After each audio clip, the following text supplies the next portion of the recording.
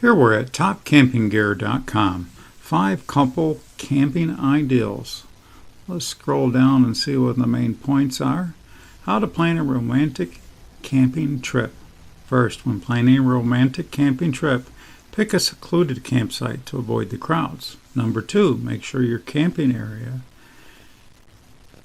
is a romantic getaway. Set up a comfortable tent. Add string lights and some cozy blankets. 3, camping can be simple or it can be more complicated with a multi-course meal. Number 4, consider a sunset picnic.